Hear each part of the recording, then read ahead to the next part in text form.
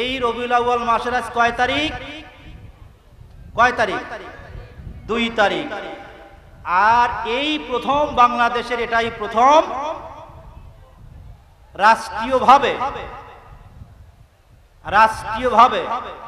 মাননীয় প্রধানমন্ত্রী মানে রাষ্ট্রপতির নির্বাহী আদেশে গ্যাজেট ভিত্তিক এবার ঈদে মিলাদুন্নবীর আইন পাশ করে বাধ্যতামূলকভাবে রাষ্ট্রীয়ভাবে এবার উদযাপন হচ্ছে। বলেন আলহামদুলিল্লাহ। এটা ভালো কাজ না খারাপ কাজ? নবীর জন্মের দিনের জন্য আমার ওয়াজ করার বেশি আজকে সময় নাই, তবে একটি কথা বলি যে রাসূল যে শেষ কথাটা বলছেন, আসসালাত আসসালাত আইমানুদ্দিন আসসালাত, হে আমার উম্মত নামাজ নামাজ নামাজ। বিসমিল্লাহির রহমানির রহিম। ওমা আরসালনাকা ইল্লা রাহমাতাল লিল আলামিন।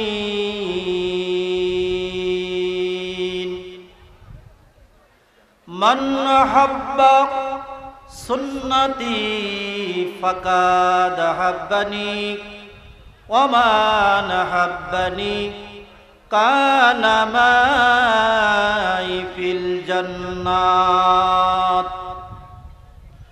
আসসালাতু মিরাজুল মুমিনিন, আস-সাদকাতু তুরাদ্দুল বালাগ, আল হায়াউ শুবাতি মিনাল ঈমান, আন-নিকাউ নিসফুল ঈমান।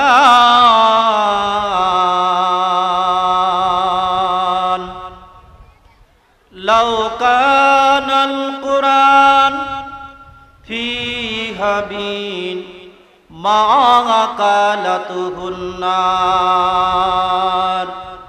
মাদ্রাসা হায় বাগে জান্নাত, মুআল্লিম হায় মিসলে গো, সাদ ইলমি দিনা হায় তালাবা হায় বুলবুল। আল্লাহুম্মা সাল্লি আলা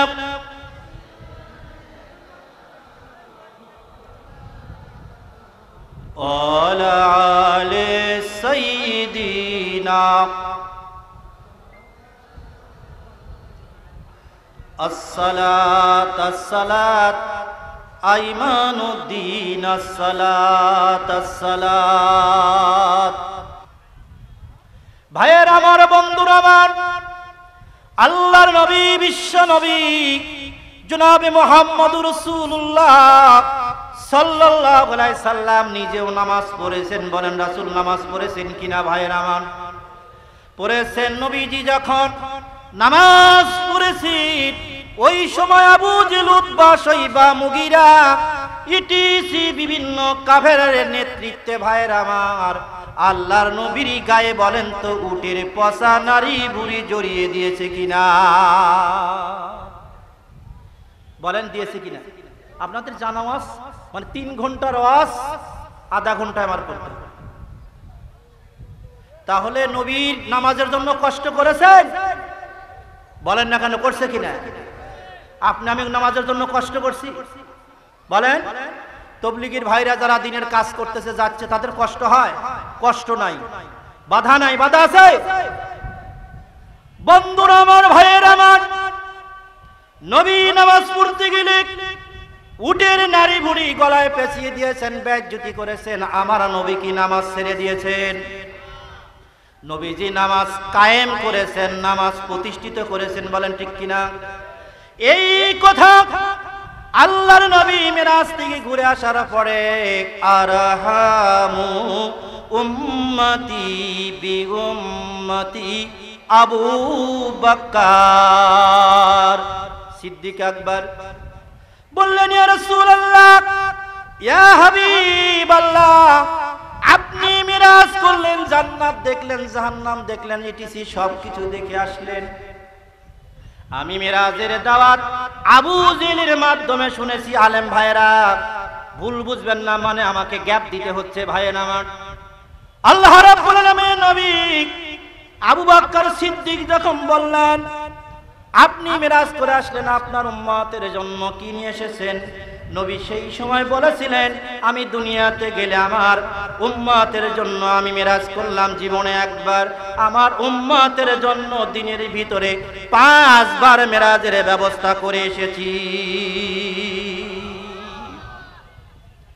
নবীজি বলেন আসসালাতু মিরাজুল মুমিনিন, মুমিনদের জন্য নামাজ মিরাজ। এই নামাজ মিরাজ। আবু বকর সিদ্দিক বললেন হুজুর কোন নামাজ মিরাজ হবে? ভাইয়ের আমার, নামাজ তো আমরাও জীবন ভরা পড়লাম, 60 বছর 30 বছর 20 বছর।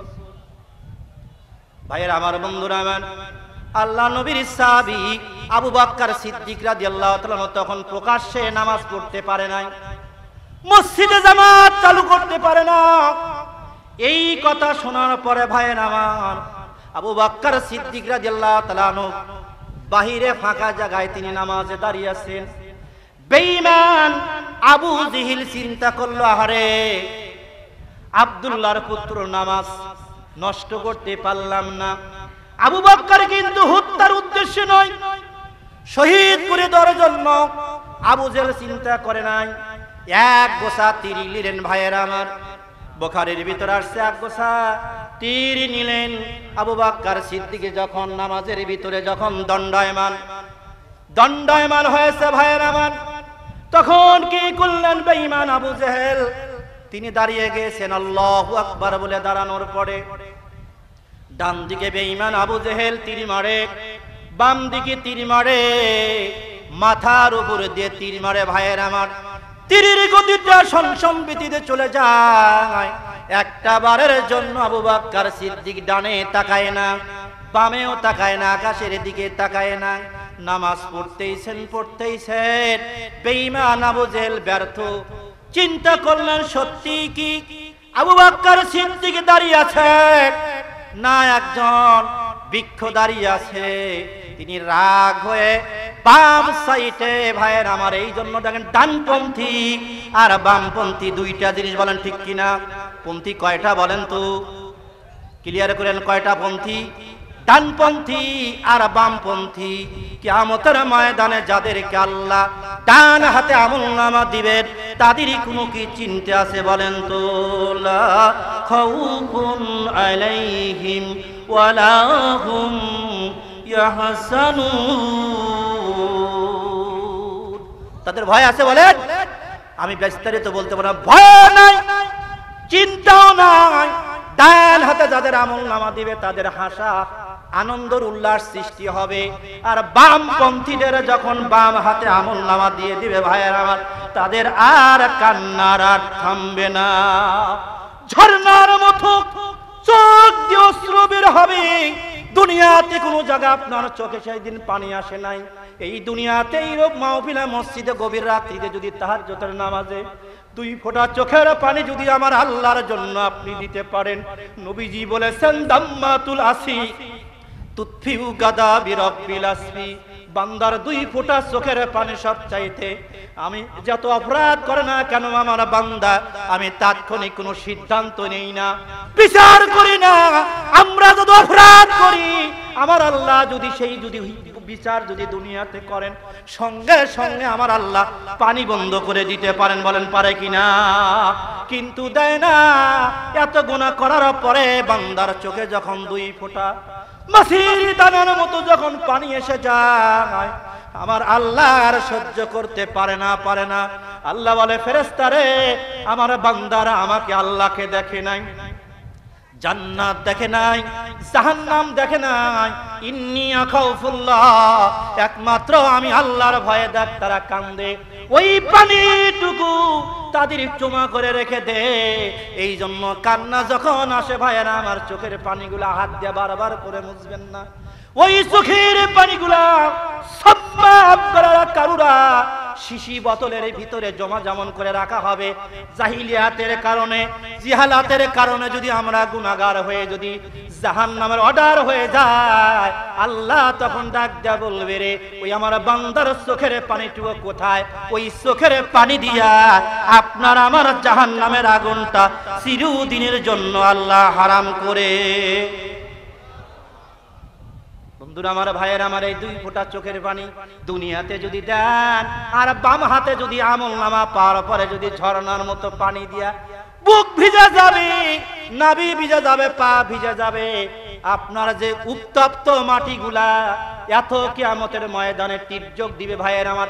12টা সূর্য ভাইয়ের আমার, এখন 11টা সূর্য উপরের দিকে 2.5-3 হাত মাথার উপর থেকে যখন তাপ দিবে, মাথার ঘিলু গুলা টকবক করে করে নাকের ছিদ্র দিয়ে বের হবে, আর চোখের পানিগুলা ঝর্ণার মতো বন্যা ববে।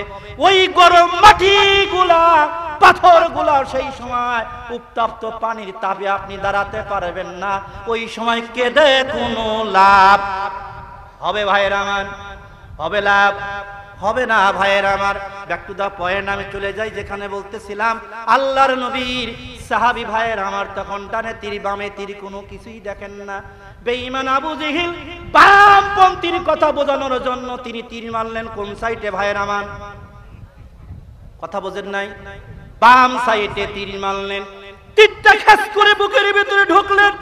কিতাবুস সালাত বের করে দেখেন, ইবারত পড়ার সময় নাই। তখন কি বললেন ভাইয়ের আমার? যখন রক্তটা ফিলকি দিয়ে আল্লাহর জমিনে টক টক করে রক্ত পড়তেছে, তিনি নামাজ ছেড়ে দেন নাই।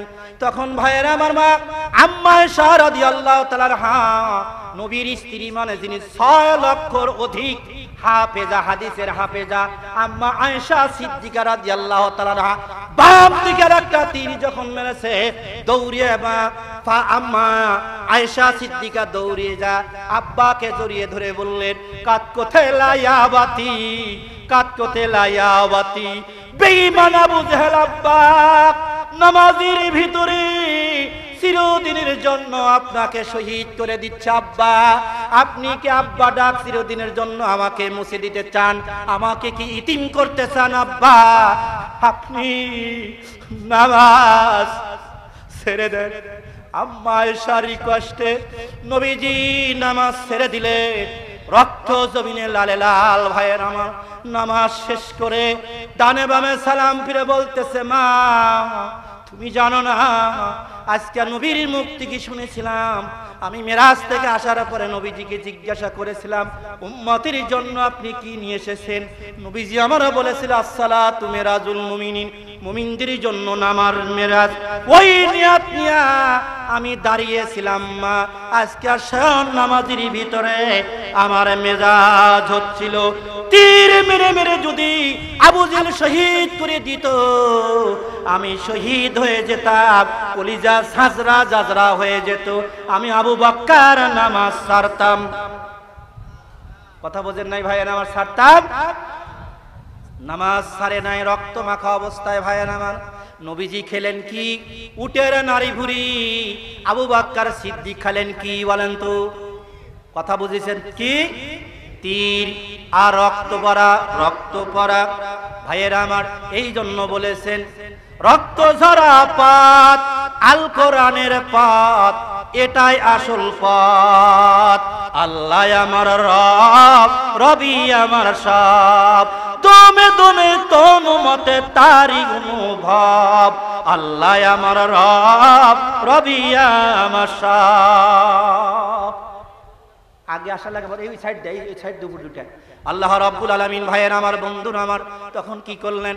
আবু বকর খাইলেন রক্ত, নবীজি খাইলেন উটের পরা নাসি নারী বুড়ি। বন্ধুরা আমার, তারপরে আমি 3 নম্বরে চলে যাই ভাইয়ের আমার। তৃতীয় নম্বর সাহাবী বাদ দিলাম। 4র্থ নম্বর সাহাবী শেরে খোদা আলী ভাইয়ের আমার। খয়বার, আপনারা জানেন খয়বারের দুর্গ ভাইয়ের আমার।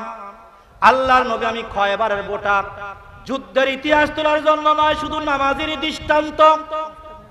আল্লাহ রাব্বুল আলামিন ভাইয়ের আমার, বাবাজির আমার, ফাঁকা জায়গাগুলো বসে নেন। এই সাইডে ফাঁকা আছে, বারবার আমার ডাকার সময় নাই। বন্ধুরা আমার, ভাইয়ের আমার, কি করলেন? আল্লাহর নবী খয়বারের যুদ্ধ হবে ভাইয়ের আমার। এক পর্যায়ে শের খোদা একদিন, 2 দিন, 3 দিন পর্যন্ত খয়বরের যুদ্ধ চলে। খয়বরের যুদ্ধ বিজয় হয় না। ফজরের নামাজের সময় আল্লাহর নবী নামাজ পড়ে ডানে বামে সালাম ফিরে দাঁড়িয়ে বললেন, আমার জামাতা শেরে খোদা আলী কোথায়? তুমি দাঁড়িয়ে যাও। বলেন না সুবহানাল্লাহ। দাঁড়িয়ে গেলেন শেরে খোদা আলী। মনে করছেন দাঁড়িয়ে যাবে, ডানে বামে তাকায় দেখে আলী নাই, জামাতে উপস্থিত হতে পারে নাই। একজন সাহাবী বললেন, হুজুর যুদ্ধ যখন চলাকালীন অবস্থায় ঘোড়া এত জোরে ছুটেছে, ঘোড়ার খুরের আঘাতের নিচের বালি, পাথরের বালি কোনা শেরে খোদা আলী রাদিয়াল্লাহু তাআলা আনহুর চোখের ভিতরে প্রবেশ করে চোখে পেইন্ট হয়েছে, চোখ উদিয়ে গিয়েছে। শেরে খোদা আলী নামাজের ভিতরে আসতে পারে নাই। নবীজি আমার মৃত কণ্ঠে বললেন, ও আমার সাহাবীরা, আমার আলীকে আমার কাছে ধরে নিয়ে আসো। 2 জন সাহাবী তাবুত থেকে শেরে খোদা আলী রাদিয়াল্লাহু তাআলা আনহুকে, ভাইয়ের আমার, আলী রাদিয়াল্লাহু তাআলা আনহুকে হাত ধরে নিয়ে আসলে আল্লাহর নবী বললেন, আলী রে, আমি আজকে দোয়া করে দিলাম, এই জুলফিকার নাও, জুলফিকার। আল্লাহর নবীর হাতের জুলফিকার দিয়ে নবীজি বললেন, যাও আলী রে, আলী আজ তোমার হাতে, ইসলাম তোমার হাতে, আজকে খয়বরের ময়দান বিজয় হবে। জোরে বলেন না সুবহানাল্লাহ।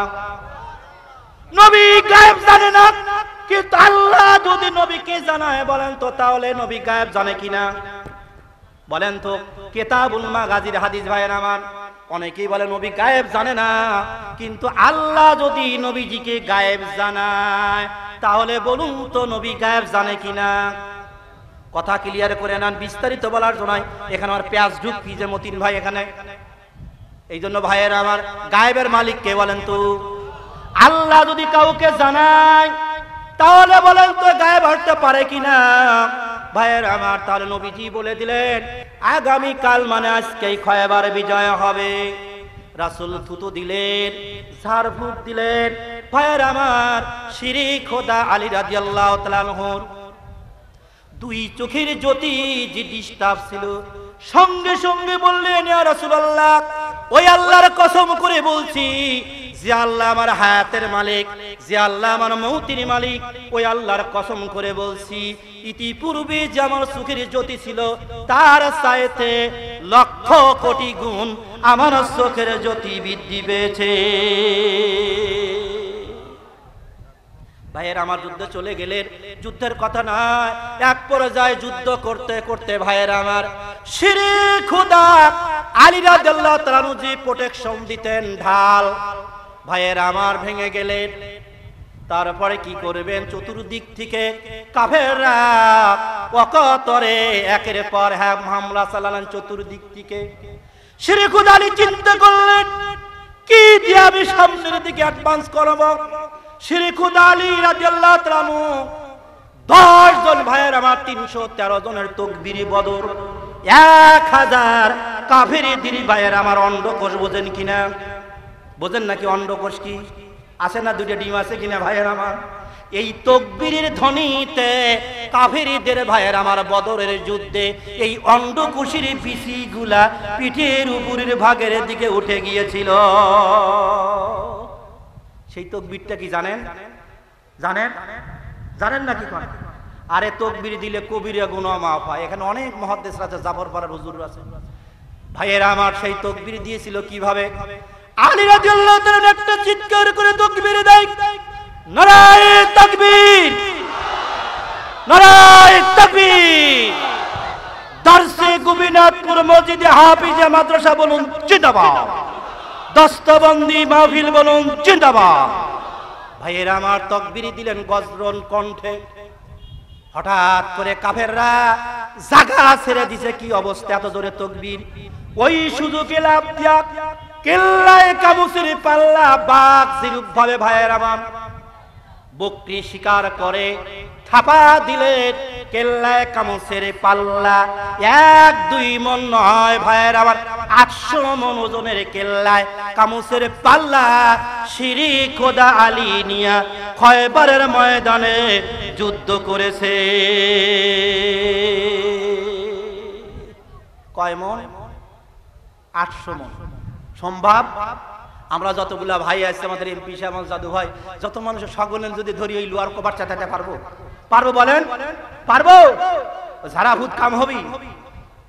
বন্ধুরা আমার, ভাইয়েরা আমার, উঠলেন, যুদ্ধ করলেন, বাম পায়ের ভিতরে তীর প্রবেশ করলেন শেরে খোদা আলীর। তীর অবস্থায় তিনি যুদ্ধের ময়দানে কালেমার পতাকা উড্ডীন করলেন। জোরে জোরে বলেন না সুবহানাল্লাহ। এ দেশের আকাশে, এ পৃথিবীর আকাশে একদিন খুদাই কালেমার পতাকা উড়বে। পতাকা তুলে দিলেন, যুদ্ধ জয় হয়ে গেল। শেষ পর্যন্ত দেখে শেরে খোদা আলীর পা দিয়ে অঝর নয়নে রক্ত ঝরতেছে। ভাইয়ের আমার, পেপার পত্রিকায় দেখেন, খবরে দেখেন, বেশি রক্ত খলনের পরে মানুষ মারা যায়। অনেকেই বলে না রক কাটে পাও কাটে, কয় না রক্ত খলনে মারা গেছে। ভাইয়ের আমার, রক্ত খলনের কারণে তিনি মারা যায়। শেষ পর্যন্ত কি করলেন ভাইয়ের আমার? আলীর পা থেকে কোন সাহাবীর পক্ষে সম্ভব হলো না আলীর পা থেকে তীরটা টান দিয়ে খুলে নিবে, এই সাহস কোন সাহাবী পায় না। যে আলী ভাইয়ের আমার কিল্লায়ে কামসির পাল্লা নিয়া যুদ্ধ করতে পারে, তারা বাম হাত দিয়ে যদি একটা থাপা দেয়, বলুন তো ভাইয়ের আমার এই 32টি দাঁতের কোন চিহ্ন মিলবে? এই ভয়ে কেউ যায় না। শেষ পর্যন্ত কি করলেন ভাইয়ের আমার, বাবা জিন আমার, বন্ধু আমার, শেরে খোদা আলী রাদিয়াল্লাহু তাআলা আনহু তখন কি করলেন ভাইয়ের আমার, বাবার আমার? তখন চোখের পানি ভাইয়ের আমার, নামাজে রাসূল বললেন আমার আলীর পা থেকে তীর খোলা সম্ভব না। আর কথা আছে? নবীজি বললেন আলীর পা থেকে তীর খোলা সম্ভব নয়, তবে আমি একটা সিদ্ধান্ত তোমাদের দিতে পারি, আমার আলী যখন নামাজের ভিতরে দণ্ডায়মান হতে পারে। কোথায়? এই একটা কথা বোঝানোর জন্য কিন্তু এত দূর আসছে। নামাজের ভিতরে দণ্ডায়মান শেরে খোদা আলী। রাসূল বলে দিয়েছেন তোমরা দুজন সাহাবী, একজন পা ধরবে জোর করে, আর একজন কি করবে, তীরটা ধরে টান দিয়া আমার আলীর পা থেকে খুলে নিবে। আমার আলী যখন নামাজের নিয়াত করবে, ওই সময়ে দুনিয়ার কোনো চিন্তা সাহাবীর থাকে না। আমরা কি করি কত? নামাজও পড়ি, মশা মারি না? মারি কি না? আমরা হুজুর রই মারে, আপনাদের দোষী পরেই দিন। কেরাত পড়তেছি মাগরিবের এশা, মশা লাগছে, মশা চিন্তা করে আহারে রাসূলের উম্মত, নামাজ পড়তেছে, মশা যে আমি রক্ত সঞ্চয় করে আমি গন্তব্যস্থলে ফিরে যাব, এই চিন্তা তার থাকে না। জানের মায়া ছেড়ে দিয়া আপনার শরীর থেকে আমার শরীর থেকে রক্ত খায়, ঠিক কিনা? শেরে খোদা আলী নামাজের ভিতরে নবীর কথা অনুযায়ী দুইজন সাহাবী টান দিয়ে খুলে নিলেন। ভাইয়ের আমার, আমি ঠিকই আছি ভাইয়ের আমার, ঘড়ি দেখতেছি, টান দিয়ে খুলে নিলেন। খুলে নেওয়ার পরে রক্ত পরে নামাজ শেষ হয়ে গিয়েছে। শেষ পর্যন্ত শেরে খোদা আলী দাঁড়িয়ে বললেন, জামাতের মাঝখানে দাঁড়িয়ে বললেন, আয়না সাহাবী উনজুরু, তোমরা লক্ষ্য করো, আয়না সাহাবীর রিজাল, আমার পায়ের দিকে তাকাও, আমার পায়ের তীর কোথায়?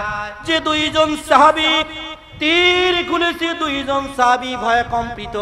তারপরে বললেন, ভাই আলী রে, আমাদের নিজের ইচ্ছায় তোমার পা থেকে তীর খুলি নাই, আল্লাহর নবী হুকুম দিয়েছেন, নবীর হুকুম পালন করার জন্য ভাই আলী তুমি জিহাদের ময়দানে জীবন দেওয়ার জন্য এসেছো, আর ওই নবী হুকুম দিয়েছে আপনার পা থেকে তীর খোলার জন্য, এই জন্য নামাজের ভেতর থেকে তীর টান দিয়া খুলে নিয়েছি। জোরে বলা যাবে না? কার হুকুম? হুকুম কার? নবীর হুকুম। আলী খামোশ হয়ে গেলে নবীজিকে বললেন, ইয়া রাসূলুল্লাহ, ইয়া হাবিবাল্লাহ, আমি ছিলাম তীরের যন্ত্রণায় শহীদ হয়ে যাব, আমার শরীর থেকে বেশি রক্তক্ষরণ হবে। তীর অবস্থায়, রক্তাক্ত অবস্থায় আপনি নবীজি জানাজা পড়বেন। কিয়ামতের ময়দানে আল্লাহ যেদিন আমাকে বলবে সুম্মা ইলাইনা তুরজাউন, সমস্ত মানুষ কবর থেকে ভাইয়ের আমার পিপিলিকার মতো যখন কবর থেকে কিয়ামতের ময়দানে উঠবে, আমি আলী রক্ত অবস্থায়, তীর অবস্থায় আল্লাহর কিয়ামতের রাত বলে আমি আলী দাঁড়িয়ে যাব। দাঁড়ানো অবস্থায় আমার আল্লাহ ডাক দিয়ে বলবেন, আলী রে, তোর পায়ে কেন রক্ত, তোর পায়ে কেন তীর?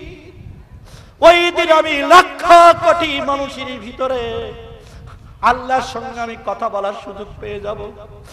আল্লাহকে বলবো, আল্লাহ তোমার নামাজকে কায়েমের জন্য, তোমার কোরআনকে প্রতিষ্ঠিত করার জন্য, নয়বে রাসূলদের উদ্ধারের জন্য রক্ত দিয়েছিলাম আল্লাহ, জীবন দিয়েছিলাম। এই সেই তীর, এই সেই রক্ত, আমি এই রক্ত নিয়ে আল্লাহর কাছে আমি হাজিরে দিতে পারতাম। তখন আল্লাহ নবী বললেন, আলী রে, আমি কি তোমাকে আশারায়ে মুবাশশিরিনের নাম আপনারা জানেন কিনা ভাইয়া আমার? আলী, আমি কি আশারায়ে মুবাশশিরিনের ভিতর থেকে 10 ব্যক্তির নাম কি আমি আলী ঘোষণা করি নাই? রে আলী, তুমি কি জানো না? বলে, ইয়া রাসূলুল্লাহ, আপনি তো অবশ্যই বলেছেন 10 ব্যক্তির ভিতরে। আলী রে, আমি আলী কি নবীজি বলতেছে তোমার নাম কি আমি জান্নাতের ঘোষণা করি নাই? বলে, ইয়া রাসূলুল্লাহ, ইয়া হাবিবাল্লাহ, বিনি হিসাবে আপনি জান্নাতের, আবু বকর ফিল জান্নাতি, ওমর ফিল জান্নাতি, উসমান ফিল জান্নাতি, আলী ফিল জান্নাতি, আব্দুর রহমান ফিল আউফ ফিল জান্নাতি, তালহা ফিল জান্নাতি, জুবাইর ফিল আবু ওয়াক্কাস। আখির হাদিস 10 জনের নাম আল্লাহ নবীজি বলছেন। বলে, ইয়া রাসূলুল্লাহ, ইয়া হাবিবাল্লাহ, অবশ্যই এই হাদিসটা আমার মনে আছে। তারপরেও তো আপনার মুখ দিয়ে বলেছেন, যারা আল্লাহর দ্বীন জমিনে কায়েমের জন্য, নামাজকে প্রতিষ্ঠিত করার জন্য, নায়েবে রাসূলদের উদ্ধারের জন্য যারা শহীদ হয়ে গিয়েছে, কিয়ামতের ময়দানে আমি তাদের একটা উপহার দিব। সেই উপহারটা কি? 70 জন মানুষকে সুপারিশ করে নিয়ে আল্লাহর জান্নাতে পাঠানোর অধিকার দিয়ে দিবেন। নবীজি এই হাদিসটা তো আপনার পাক জবানায় বলেছে। কথা ক্লিয়ার ভাইয়ের আমার? আরো ব্যাখ্যা আছে ভাই, আমরা বলার সুযোগ নাই ভাইয়ের আমার। তখন কি করলেন তারা? আমি তো 70 জন মানুষকে সুপারিশ করে জান্নাতে নিতে পারবো না, আমি একাই জান্নাতে চলে যাব ভাইয়ের আমার।